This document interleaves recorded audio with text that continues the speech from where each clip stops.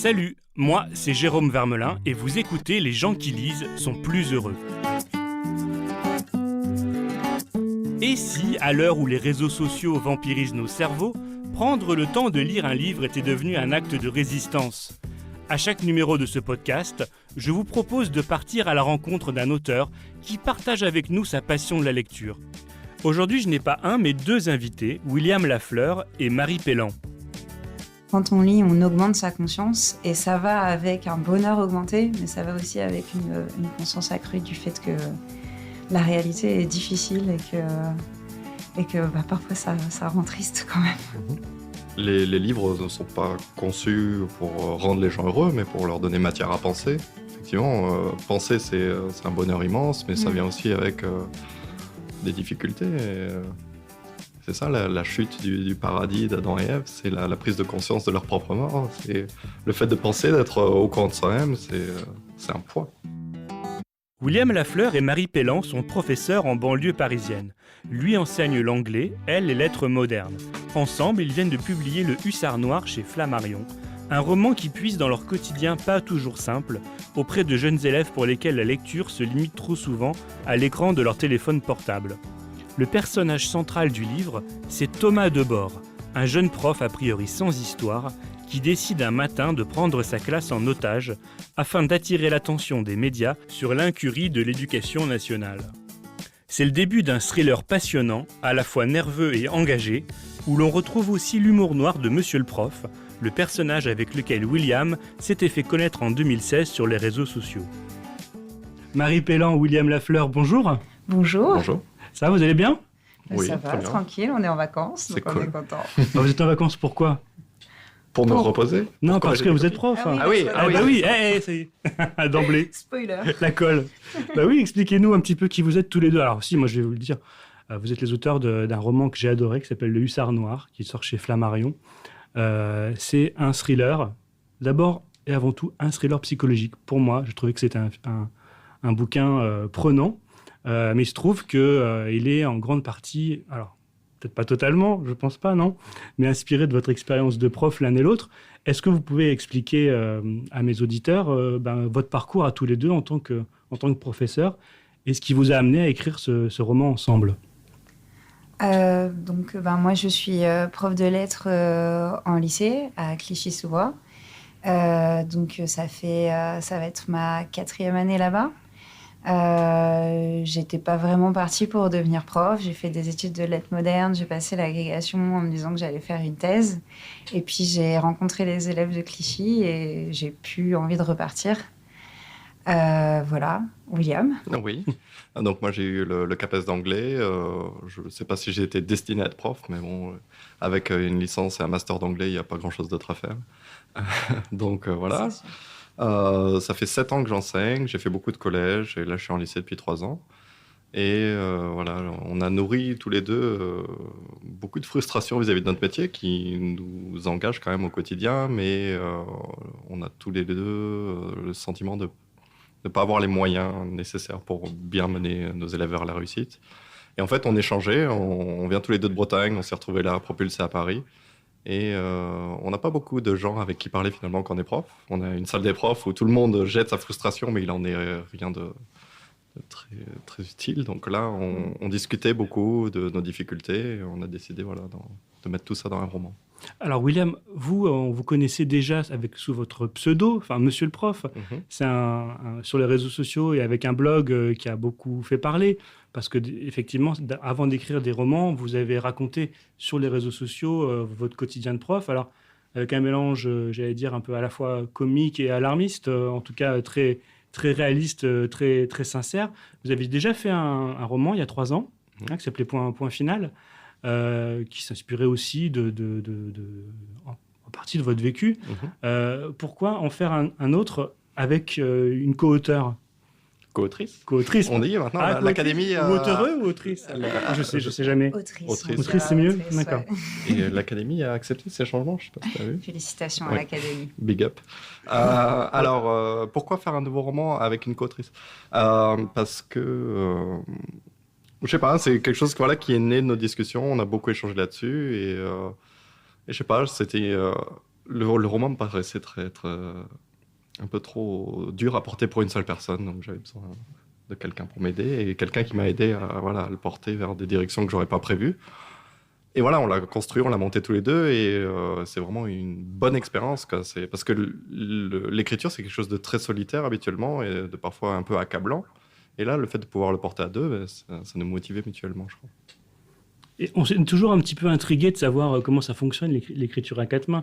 Alors on peut en parler un peu plus tard, ou même dès maintenant, mais comment ça se passe ? On fait chacun 5 pages, on fait lire à l'autre, on écrit en même temps, on mélange les deux. C'est quoi le mode opératoire ? Sur celui-là, c'est un projet qu'on a déjà à la base longtemps mûri, parce qu'avant d'être à 4 mains, c'est à 2 cerveaux.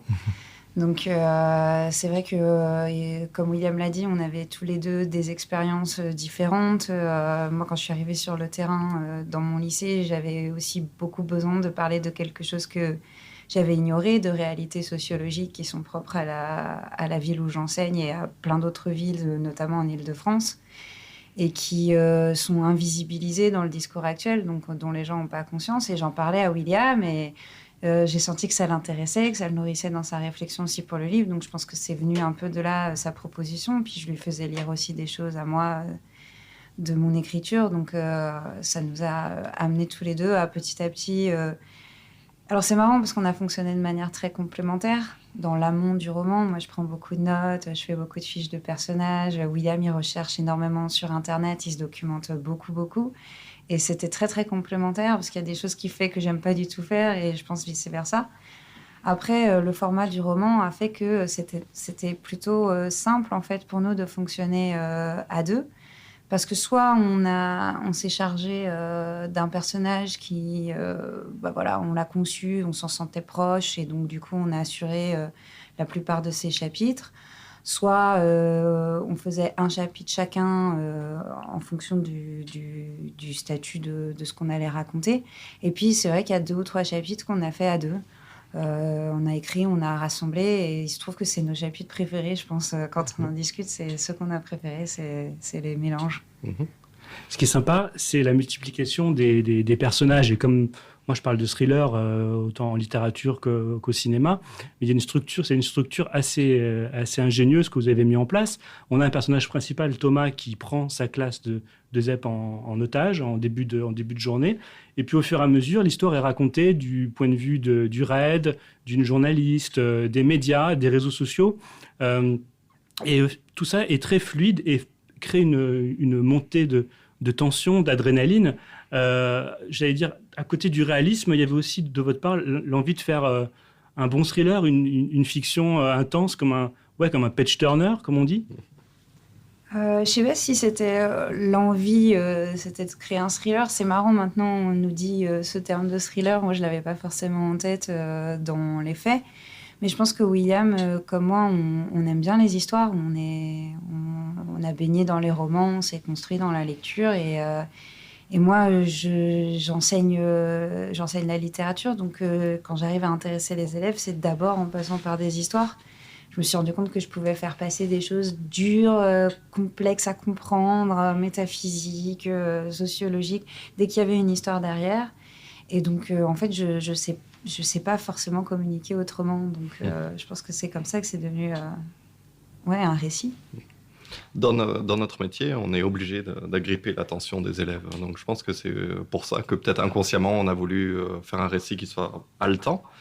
Et c'est vrai que dans le point final, c'est déjà la structure que j'avais faite, mon premier roman, c'est tout de suite, il faut captiver le lecteur. Il y a une multitude incroyable d'œuvres qui leur sont proposées maintenant, de romans, de vidéos YouTube, de films, de jeux, et on a un temps limité par journée. Donc comment les inviter dans notre récit, surtout dans une forme, le roman qui n'est pas très à la mode maintenant. Donc voilà, là on a un récit, il y a quelque chose d'intriguant, donc avec ce prof qui prend ses élèves en otage, il y a la multiplicité des personnages, des points de vue, il y a les tweets, tout ça. Donc tout ça, c'est quelque chose d'assez intriguant pour le lecteur, et voilà, c'est comme ça que nous, on le prend en otage. Alors ce podcast, j'ai l'habitude de faire réfléchir mes élèves, j'allais dire, mes invités sur son titre. Son titre, c'est « Les gens qui lisent sont plus heureux ». Est-ce que vous êtes d'accord l'un et l'autre avec ça ? Moi, j'aurais tendance à ne pas être d'accord. Oui. J'ai l'impression que les gens qui lisent vont avoir tendance à plus facilement se rendre compte qu'ils sont malheureux. Parce que je pense que quand on lit, je pense que c'est vital. De toute façon, je suis assez mal placée pour aller à l'encontre de la nécessité de la lecture.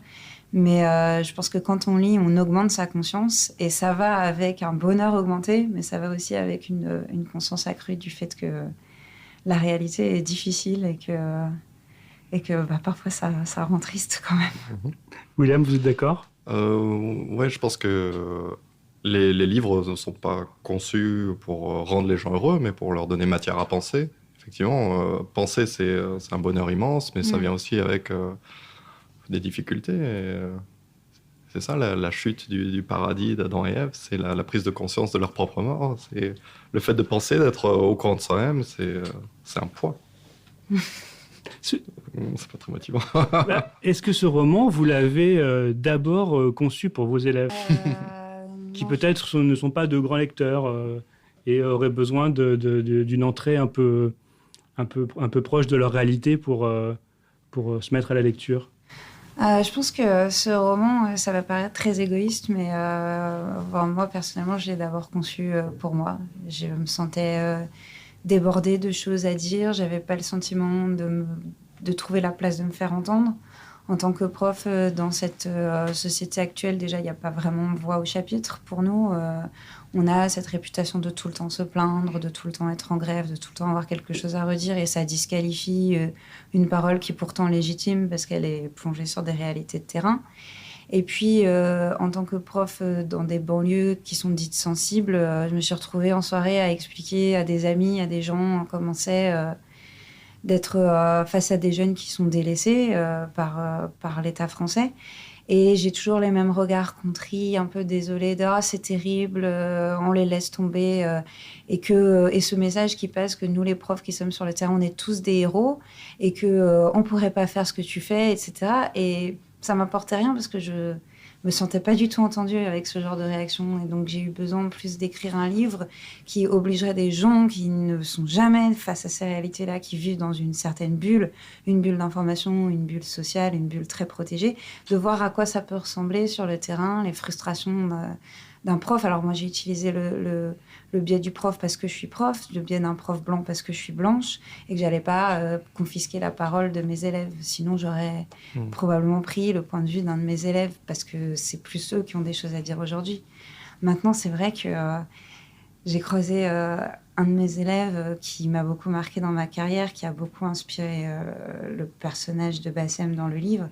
Le lendemain de la sortie du livre, il l'avait acheté.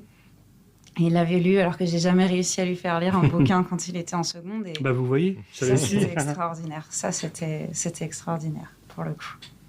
William, c'est la même volonté d'expression personnelle, c'est le prolongement de votre blog et oui, de votre livre précédent. C'est le fait de partager une expérience. Alors c'est vrai que personnellement, pendant l'écriture, j'ai jamais pensé à mes élèves comme si c'était une œuvre à leur faire lire. Parce que à mes yeux, c'est pas vraiment le public du récit, parce que ça s'intéresse sur le vécu d'un prof, sur son regard sur l'éducation, la société, etc. Pour moi, c'est quelque chose qui va un peu plus loin que leur centre d'intérêt pour l'instant. Mais après, si ça les intéresse, tant mieux. Et puis, il y a le fait que quand on écrit à propos d'un prof qui pète un plomb, on n'a pas forcément envie que les élèves lisent là-dessus, ou que les parents non plus, et qu'ils se posent des questions sur le prof de leurs enfants. Oui, parce que ça vous est pas encore arrivé à un point extrême comme dans le roman. N'empêche que ce prof, ce qu'il faut expliquer aux gens qui vont le lire, c'est que c'est pas quelqu'un de fondamentalement déséquilibré depuis le départ ou depuis des années. C'est quelque chose c'est quelqu'un d'abord qu'on ne voit pas trop, qui a l'impression de ne pas exister auprès de la société, auprès de ses collègues, auprès des élèves finalement. C'est quelque chose qui monte lentement en lui. Toutes les choses qu'il ressent, c'est les choses que vous avez ressenties à un moment donné? Oui, je pense que ça a été très cathartique pour nous, l'écriture. On a commencé ce roman en fait par un blog du personnage qui existe donc sur Internet depuis avant la sortie du livre. Où en fait on a mis, alors ça pouvait être des extraits d'un journal intime que moi j'avais tenu au début où j'étais arrivée, de morceaux de coups de gueule en fait qu'on avait aussi sur des événements qui se passaient où William pouvait pas forcément sur son Facebook ou son Twitter s'exprimer là-dessus en son nom, et donc du coup on a centralisé ça. Ce blog il a eu de l'écoute alors que c'était celui d'un personnage fictionnel. Et c'est vrai que c'était à la fois de nous, à la fois de ce qu'on entendait en salle des profs, de ce qu'on entend ressentir des collègues. On n'est pas forcément, je pense, en difficulté face à nos classes. Ça ne veut pas pour autant dire qu'on ne ressent pas que le métier est difficile. Et c'est étonnant dans cette société où tout le monde pourrait avoir le sentiment d'avoir une tribune publique constamment et de pouvoir paradoxalement plus se faire entendre que jamais. Mais en fait, j'ai l'impression que personne ne nous entend. C'est un peu l'impression de crier dans un monde où tout le monde hurle. C'est vrai que ce sentiment-là d'avoir des choses à dire qui deviennent de plus en plus urgentes sur des sujets comme les médias et l'éducation, ça oui, c'est quelque chose qu'on partage très fortement avec notre personnage. Il y a le constat sur le système éducatif, on pourra en reparler un petit peu tout à l'heure, mais il y a aussi dans ce livre une terrible, je ne sais pas si c'est vraiment une satire des médias, en tout cas un portrait des médias tels qu'ils fonctionnent aujourd'hui, y compris les chaînes d'infos. Voilà, on sent que vous êtes à la fois spectateur et critique. Votre personnage, il n'est pas très fan de Cyril Hanouna non plus. On a l'impression que les médias, il n'y a aucun de vous ne porte votre parole telle qu'elle est. On a l'impression que tout est filtré et que c'est jamais fidèle à ce que vous pensez. Vous, face aux médias l'un et l'autre, vous êtes totalement désemparés, en colère.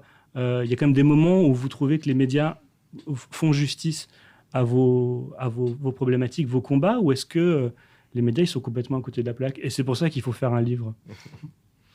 Alors c'est vrai que le livre s'en prend un petit peu aux médias en général. Déjà le terme les médias c'est très vague, c'est ça qu'on a voulu un peu aborder dans ce livre, c'est que c'est aussi bien BFM que Le Monde, que Twitter, que Snapchat. Et tout le monde veut s'emparer des médias et en même temps pointer du doigt les médias, parce que les médias sont jamais à notre écoute. Et là donc on a ce personnage qui voudrait faire entendre sa parole et qui est lui-même finalement pris en otage entre guillemets de la chaîne à l'information qu'on a maintenant avec les chaînes d'information en direct, qui nous poussent à une course vraiment effrénée à l'information, même parfois quand il n'y a rien à dire. Et c'est ça qu'on voulait mettre un peu en avant dans le livre, c'est que lui, il sait ce qui se passe dans la classe, c'est ce qu'il y est, et toute la journée, on a les chaînes d'infos en direct qui vont donner les dernières informations totalement creuses, parce qu'il n'y a rien de plus à dire, parce que les vraies informations, c'est le RAID qui les a, qui ne veut pas les donner, etc. Et voilà, donc on a ce besoin de meubler pour attirer l'attention des spectateurs. Et voilà, ça c'est quelque chose qu'on ressent nous depuis 2015 maintenant. Pour moi c'était ça le choc, c'était l'attentat Charlie Hebdo, ensuite les attentats de novembre, où on était captivé par les chaînes d'information et qui ne donnaient pas vraiment d'informations, mais on avait ce besoin de se réunir finalement autour de quelque chose. Et voilà, c'est ça qu'on voulait mettre en avant dans le livre, ce côté, ce tourbillon d'informations et de vide. Parce que ce qui est ironique, c'est que lui-même, Thomas, dans sa classe, sur son téléphone, il regarde ce qu'on raconte sur lui. Et il se rend compte que c'est pas fidèle à ce qu'il voulait exprimer. Enfin, je ne vais pas raconter toute l'histoire, mais donc à un moment donné, il est en contact avec une journaliste et il a beau essayer d'expliquer son geste, il se rend compte que tout est filtré par la machine médiatique et qu'au final, on le présente plus comme un monstre que comme un être humain. Ça, c'est un peu terrible. Oui, c'est quelque chose, je pense, dont on a pris vraiment conscience en 2015. C'est cette facilité qu'il y a, oui, justement, à créer quelque chose qui est plus de l'ordre du sensationnel que véritablement de l'information, et faire face à des adolescents en construction toute l'année, être avec eux et voir à quel point ils sont facilement influencés par l'image, puisque maintenant, ils se construisent uniquement par ça. Il y a une sorte de cacophonie permanente de tous les bords. Et en même temps, on va choisir les médias auxquels on va s'intéresser. Il n'y aura jamais d'objectivité, de recoupement. C'est compliqué Personne aujourd'hui dans l'école n'a ce rôle de former un esprit critique face aux médias.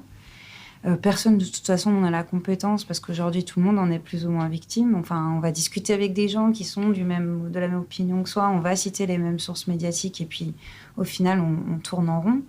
Et donc de ce point de vue-là, on a aussi voulu montrer à quel point c'est facile de déformer une information. En fait, à quel point aussi c'est compliqué d'avoir un accès direct. Ce que vous me dites, c'est que vos élèves, leur rapport au monde, il se crée uniquement à travers donc les nouveaux médias, donc les réseaux sociaux, que ce soit l'image ou le texte, mais que le livre, la lecture, enfin, l'objet livre, il est quasi absent de leur quotidien. Il y a quand même beaucoup de jeunes qui lisent. Les ventes de livres, elles ne sont pas forcément en baisse. Vos élèves, ils font partie d'une catégorie qui lit très peu, qui n'a pas accès aux livres. C'est quoi le problème ? Moi, les miens, c'est assez inégal, on va dire. Il y en a qui lisent, il y en a qui lisent beaucoup aussi de littérature adolescente. C'est vrai que c'est toujours un peu la bagarre pour les faire acheter des livres. Ils vont toujours nous dire que ça coûte cher, alors que bon, c'est pas vrai. C'est vrai qu'il y a quand même une priorité aujourd'hui dans les foyers français pour des objets qui coûtent extrêmement cher, comme les smartphones, la télévision, certains types de vêtements. Et s'entendre dire qu'un livre à 7 euros, c'est pesant comme dépense pour une famille. Ça peut avoir des côtés agaçants quand on a derrière la tête l'envie plutôt de leur ouvrir un peu les écoutilles. Le problème, c'est pas seulement la quantité de lecture. D'abord, ce serait la qualité, parce que c'est vrai que il y a un rapport à toute une littérature qui est normalement formatrice de l'esprit, qui va dépeindre cette littérature comme poussiéreuse. Et puis après, encore une fois, il y a aussi une manière d'aborder un livre. C'est pas le tout, en fait, de lire jusqu'à l'ivresse. Il faut aussi être capable de s'approprier ce qu'on lit. Et ça, la formation de l'esprit critique, je suis pas certaine que de ce point de vue-là, l'éducation nationale aujourd'hui remplisse son rôle. Ni les médias d'ailleurs. Mais j'allais dire, je vous provoque un peu, mais c'est votre job à tous les deux, seulement de les éduquer à l'esprit critique. Ce que vous me dites, c'est que vous n'avez pas la compétence vers votre formation, que vous n'avez pas le temps de le faire parce que les programmes vous y autorisent pas, vous laissent pas le temps de le faire. Mm-hmm. Il vient d'où le problème ? Il vient un petit peu de vous et de l'éducation nationale ? Oui, il y a plein de choses qui posent problème. Par exemple, en anglais, est-ce que vous savez combien d'heures un élève de terminale fait en anglais ? J'en ai pas la moindre idée. Je me souviens pas. 2 heures. 2 heures en terminale pour une langue vivante, pour sa première langue vivante. C'est une aberration. C'est 2 heures de littérature en terminale L. D'accord. Ils n'ont pas de français. 2 heures par semaine ? Oui. Et aucune autre terminale n'a de français. Alors que bon, je pense que c'est vrai. Enfin, c'est vrai que l'orthographe, c'est pas du tout indispensable de ce qu'on peut voir aujourd'hui. Je suis très ironique, mais ça m'agace énormément. Ouais. Donc 2 heures de littérature en TL. Ouais. Donc c'est sûr que c'est passé quand même dans un plan totalement secondaire. La lecture, de toute façon, c'est pas nouveau qu'il y ait un espèce de triomphe du rationalisme scientifique, du pragmatisme, de l'enseignement de disciplines qui vont avoir beaucoup plus d'impact sur le choix de la voie professionnelle. Ce qui fait que nous, on arrive en sciences humaines, qui sont souvent appelées d'ailleurs les sciences molles. En second plan, on est un petit peu des matières de dilettantes, de gens qui ont le temps, en fait, de gens qui n'ont pas grand-chose de plus à faire, qui ne sont pas ancrés dans le réel, qui ne sont pas à la recherche de professions qui vont gagner de l'argent. Parce que c'est ça aussi qu'on vend aujourd'hui, c'est est-ce que tu veux gagner de l'argent ? Si tu veux gagner de l'argent, ce n'est pas dans les livres que tu vas trouver ta voie. Donc aujourd'hui, les gens veulent tous aller en S. Les parents encouragent ça. Et nous, on est là. Moi, je vais vous dire, la moitié de mon travail, quand je suis devant les élèves, c'est déjà de les convaincre que la littérature a sa raison d'être, qu'apprendre la langue française, maîtriser le langage, parvenir à communiquer pour se connaître soi et se faire connaître aux autres et mieux comprendre les autres et arriver à, ne serait-ce qu'à avoir des situations de communication sereines et constructives, c'est la moitié de mon job. Et après, il faudrait que dans une année scolaire, je renseigne la grammaire, les méthodologies qui sont au programme pour le bac et que je les fasse lire J'ai pas le temps, j'ai pas les moyens temporels de le faire. Alors que je suis sûre que si j'utilisais les heures que j'ai en classe à juste les faire lire un bouquin et ensuite à en discuter, j'avancerais mieux. Mais je serais virée de l'éducation nationale. Et justement, l'éducation nationale, ou votre hiérarchie tout simplement, elle est compréhensive ou c'est un mur quand vous expliquez ça? À qui est-ce qu'on peut expliquer ça? Je sais pas, au proviseur. Oh, mais le proviseur, il peut rien. Il est lui-même soumis à tout ça. Et c'est ça qu'on voit un petit peu dans le récit. Ce qu'il faudrait, c'est avoir une oreille auprès du ministère. Mais là, ça fait depuis plusieurs gouvernements successifs que les ministères font la sourde oreille. Que sur la réforme du collège, les professeurs ont gueulé sur le manque de moyens alloués, la baisse du nombre d'heures en langue et autres. Non, il n'y a rien eu. Là, c'est pareil, la réforme du lycée va passer comme une lettre à la poste, alors que c'est une aberration qui mène à une compétition entre les établissements et au fait que les bacs n'auront pas la même valeur selon les établissements. Bon, nous, on essaye de crier, de hurler, on fait des manifestations, on crée des groupes Facebook comme les Stylos Rouges, mais après, bon... De toute façon, les parents eux-mêmes ne sont pas au courant de ce qui se passe. Ça fait un moment qu'on considère que c'est aux professeurs de se battre pour les questions pédagogiques. Et donc, les parents tombent des nues quand ils découvrent le contenu des réformes et quand elles sont appliquées sur le terrain. Alors que c'est avant qu'il faut se renseigner, parce qu'aujourd'hui, la réforme qui est proposée, c'est effectivement non seulement une réforme qui va creuser le déterminisme social et les inégalités entre les zones, mais c'est aussi une réforme qui tend à formater un esprit travailliste. Donc, elle est orientée sur l'emploi, le financier.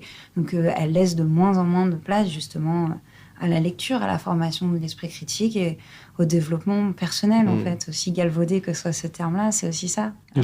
Marie, je reviens sur quelque chose que vous avez abordé. Pour vous, clairement, vous fait comprendre que les gens en général qui lisent des livres, ce sont de doux rêveurs, des poètes, et que ce sont des gens qui ne seront pas capables de diriger une entreprise ou de faire de l'argent. C'est ça, en gros, le système qu'on est en train de construire, qui est en place, c'est ça? Oui, c'est ça. C'est la question qu'il faut se poser, c'est qu'est-ce qu'on attend de l'éducation, qui doit quand même être un pan capital de la manière dont on entrevoit l'avenir d'un pays, parce que tout le monde va passer par là, et qu'on ne forme pas juste les employés de demain, les ouvriers de demain, les retraités d'après-demain, on forme les gens avec qui on va vivre, les citoyens. Donc, qui est-ce qu'on a envie d'avoir en face de soi dans la vie de tous les jours? Qui est-ce qu'on veut voir voter? Qui est-ce qu'on veut voir construire, en fait, dans ce pays-là?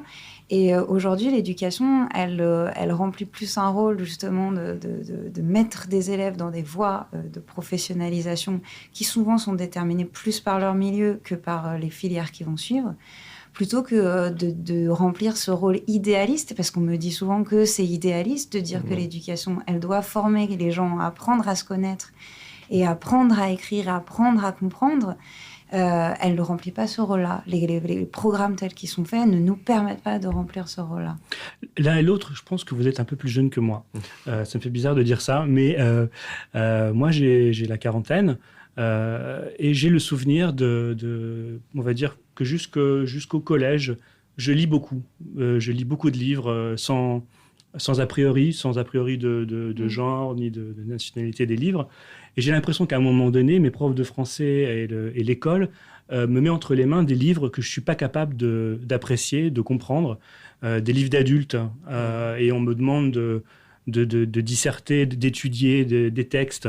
Et ça enlève un peu, j'allais dire, tout plaisir de la lecture, parce que ça devient un peu fastidieux, ardu. On te dit, t'as pas compris le complément du machin, comment la phrase est construite. Ça devient, et j'ai l'impression que le système éducatif m'a pas dégoûté de la lecture, peut-être pas à ce point-là, mais à un moment donné, il m'a donné un peu l'impression que j'étais peut-être pas assez intelligent pour lire certains livres. Et finalement, je vous raconter un peu ma vie, mais c'est un peu l'objet du podcast aussi, c'est d'échanger. Et moi, je reviens à la lecture finalement avec le genre, avec le thriller, avec le polar.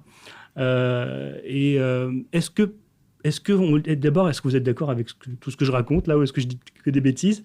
Est-ce que vous avez l'impression qu'on ne fait pas lire les bons livres aux élèves? Personnellement, les livres qu'on m'a fait lire au collège, au lycée, m'ont mené à écrire ce livre. Parce que, par exemple, en quatrième ou en troisième, une prof de français m'a fait lire Montserrat. Madame Tournier, merci. Parce que c'est un livre qui m'a beaucoup marqué. C'est une question de prise d'otage, un huis clos. Donc, voilà, on est en plein dedans. Et j'ai lu plein de livres qui étaient un peu ardus, qui parfois j'étais face à un mur, je comprenais pas ce qu'on me disait. Et je trouve que c'est important de ne pas donner aux élèves juste ce qu'ils peuvent comprendre. Il faut leur montrer ce qui est au-dessus d'eux et il faut leur montrer comment grimper jusque-là. Parce que voilà, si on leur donne que de la littérature adolescente, c'est bien, c'est intéressant. Mais qu'est-ce qu'il y a après? Et voilà, effectivement, peut-être que lire Madame Bovary pour des lycéens, c'est pas passionnant, mais ça peut être très intéressant de découvrir pourquoi c'est un livre majeur, qu'est-ce qu'il y a derrière, et qu'est-ce que ça peut nous apprendre sur nous-mêmes. Et je me souviens, il y a un de tes élèves, justement, qui m'avait contacté, qui disait pour le Hussard Noir qu'il comprenait pas toutes les références, et je lui expliquais, c'est pas grave, l'important c'est qu'est-ce que ça t'apprend, qu'est-ce que ça te fait comprendre, et les références, c'est ok, c'est dans l'analyse, dans les cours, dans les dissertations, mais c'est pas forcément nécessaire. Là, on te demande pas de nous rendre des copies doubles. Ouais, mais justement, moi, je suis vraiment totalement d'accord avec vous, au sens où moi, je me suis construite avec les livres. J'ai pas de souvenirs qui datent d'avant le moment où j'ai su lire. J'ai respiré les livres, c'est ma vie. Et j'ai détesté les livres au lycée. Ça m'a dégoûtée. Moi, personnellement, je ne remercie pas ma prof de français de première.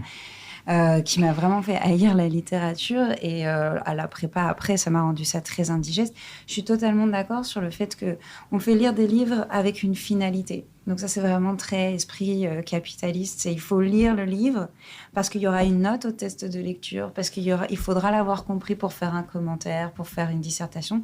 Et le commentaire de texte. Le fameux commentaire de texte. Les programmes sont extrêmement indigestes, ils sont très pesants et donc même le plus grand amoureux des livres va vraiment ressentir un sentiment de pesanteur et je peux comprendre ça parfaitement. Maintenant, c'est vrai que je suis totalement d'accord avec William et avec beaucoup de ce que mes collègues pensent.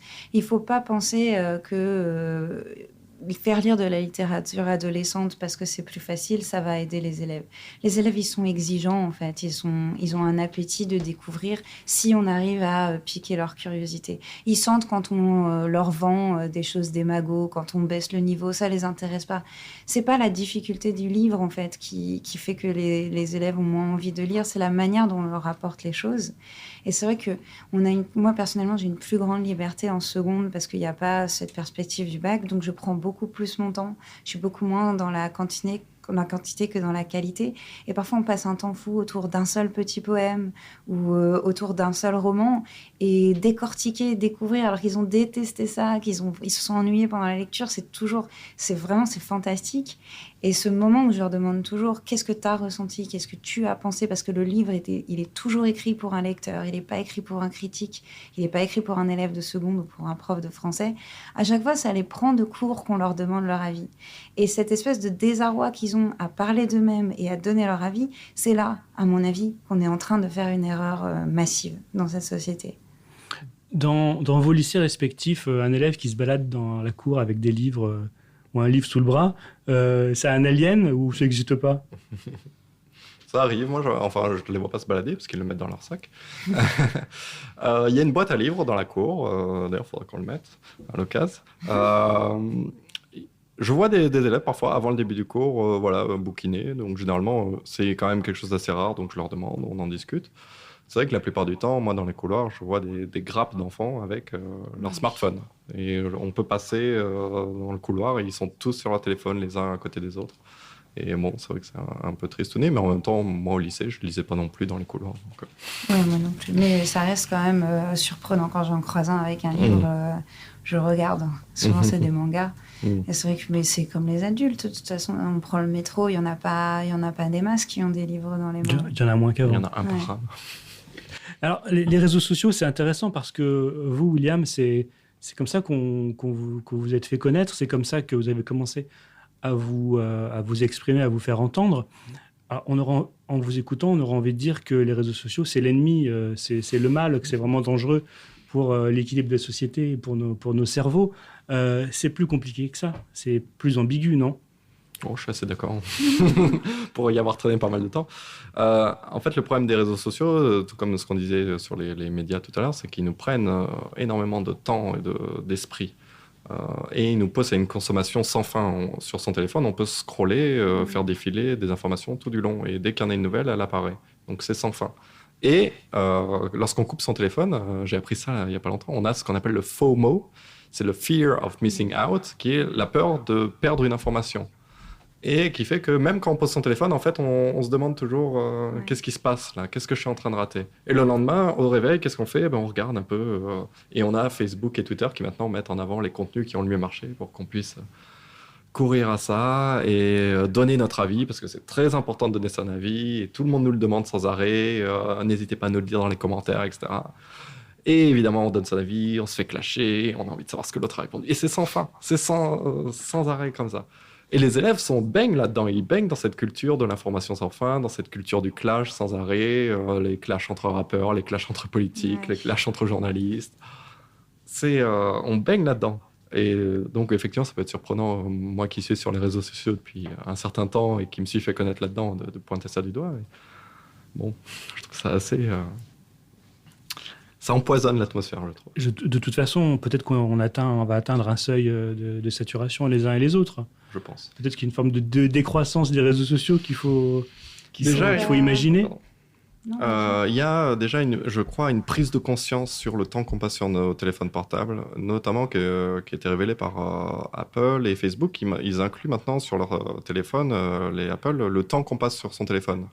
Et Facebook aussi, dans l'option, on peut voir combien de temps on a passé sur Facebook. Rien que ça montre qu'on se rend compte qu'il y a quelque chose qui cloche un petit peu. Et les élèves, c'est vrai que ça commence à germer, parce qu'ils voient aussi leurs parents qui sont tout le temps sur leur téléphone. Ils voient les profs qui, à la récréation, sont sur leur téléphone, qui parfois, pendant un cours... Pendant un cours aussi, ouais.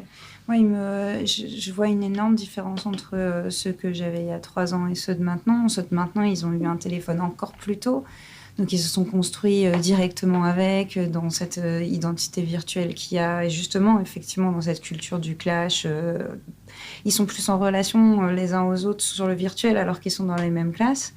Et effectivement, depuis quelque temps, j'entends dans leur voix, ça revient souvent, ce discours ils se sentent esclaves, ils se sentent dépendants, ça leur pèse, ils savent pas du tout comment gérer ça, mais ils sont conscients, alors qu'ils sont très jeunes, que c'est pesant pour eux. Donc oui, peut-être qu'on va s'acheminer vers quelque chose qui tiendra de l'ordre de la décroissance et de la rationalisation de notre rapport à ça.